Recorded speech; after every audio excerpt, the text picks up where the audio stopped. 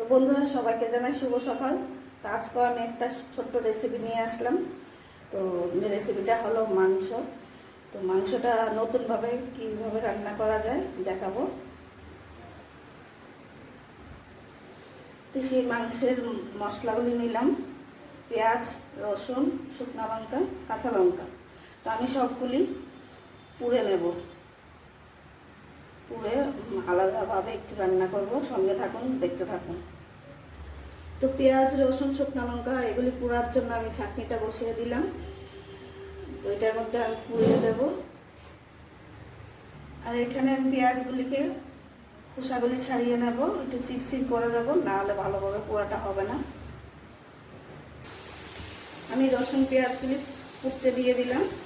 একই সাথে সবগুলি জায়গা হচ্ছে না, আমার জাজরিটা একটু ছোট, তো দুইবারে করতে হবে। তো দেখতেই পাচ্ছেন আমার রসুন পেঁয়াজগুলি কি সুন্দর পুড়ে যাচ্ছে। এখন আমি কাঁচা লঙ্কাগুলি দিয়ে দিলাম পুড়তে।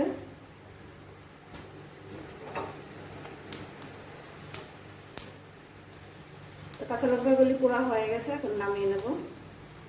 এখন শুকনো লঙ্কাগুলি দিয়ে দেবো। শুকনো লঙ্কাটা দিয়ে দিলাম পুড়তে। তো বন্ধুরা, আপনারা ইচ্ছা করলে শুকনো লঙ্কা দিয়ে খেতেও পারেন বা নাও খেতে পারেন, কাঁচা লঙ্কা টেলেও খেতে পারেন, তাতেও কোনো আপত্তি নেই। কালারের জন্য লাল মরিচের গুঁড়োও দিতে পারেন। আমার শুকনো লঙ্কা পোড়াটাও হয়ে গেছে। তো আমি সবগুলি ভেজে একই সাথে নিয়ে নিলাম। তো পেঁয়াজটাকে আমি একটু চিরচির করে দিয়েছিলাম পোড়ার সময়, দেখুন ভেতরটা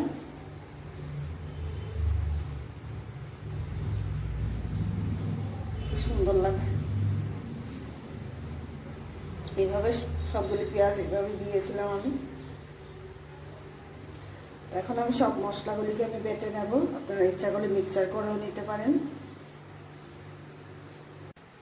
এদিকে আমি মশলাগুলি বেটে রেডি করলাম, আর এদিকে কড়াইটা বসিয়ে দিলাম। কড়াইটা বেশ গরম হয়ে গেছে। তো আজকে আমি সেই মাংসের রেসিপিটা সরষের তেল দিয়ে রান্না করব। তো মাংসের জন্য আমি সরষের তেল দিয়ে দিচ্ছি।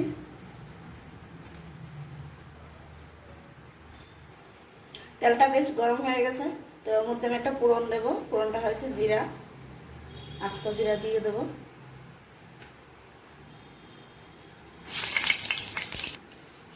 হিং দিয়ে দেবো।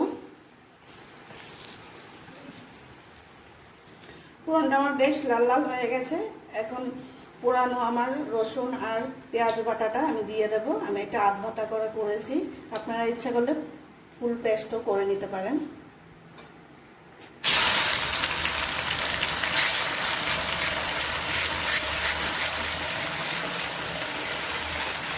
পেঁয়াজটা কিছুক্ষণ ভাজা ভাজা করে নেব।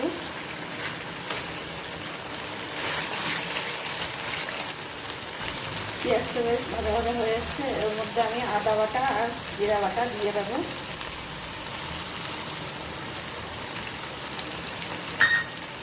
এই দিয়ে আবার কিছুক্ষণ ভাজা ভাজা করবো। এখন ওর মধ্যে আমি পুরা কাঁচা লঙ্কা, পুরা শুকনো লঙ্কা বাটাটা দিয়ে দেবো।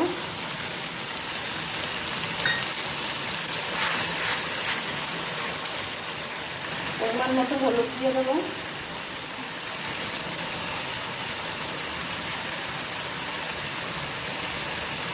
পরিমাণ মতো নুন দিয়ে দেবো। আবারও কিছুক্ষণ ভাজা ভাজা করবো।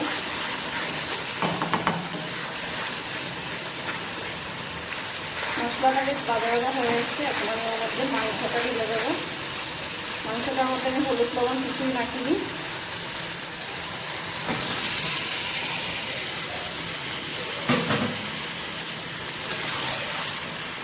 আবার হলুদ লবণ দিয়ে মাংসটা ভালো করে ভাজা ভাজা করবো। মাংসটা যত ভাজা ভাজা হবে ততই টেস্ট আসবে।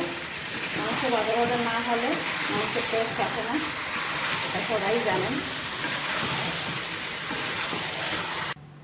তো মাংসের মশলাটা দিয়ে একটু ভাজা ভাজা করলাম। একটু জল ছেড়েছে মাংসটা থেকে, তো একটু সময় একটু ঢেকে দেবো 5-7 মিনিটের জন্য।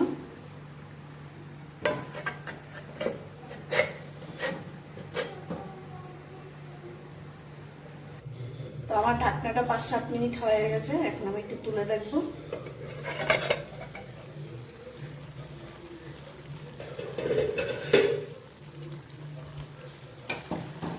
ঝোলটা বেশ কমে গেছে, মাংসের যে জলটা উঠেছিল মাংসটা বেশ ভাজা ভাজা হয়ে গেছে। আর কিছুক্ষণ পরে গরম মশলা দিয়ে নামিয়ে নেব গামাখা গামাখা করে।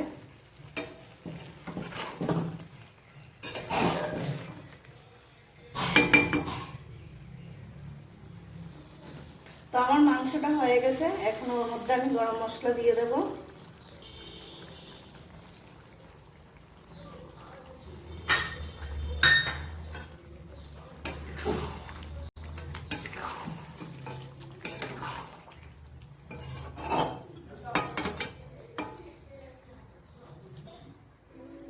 তো আমি মাংসটা নামিয়ে নিলাম, মাংসের গা মাখা করে ঝোল রেখে। তো বন্ধুরা, আমার এই ভিডিওটা যদি আপনাদের ভালো লাগে তাহলে লাইক কমেন্ট শেয়ার করবেন। আবারও ছোটখাটো ভিডিও নিয়ে আসবো আমরা।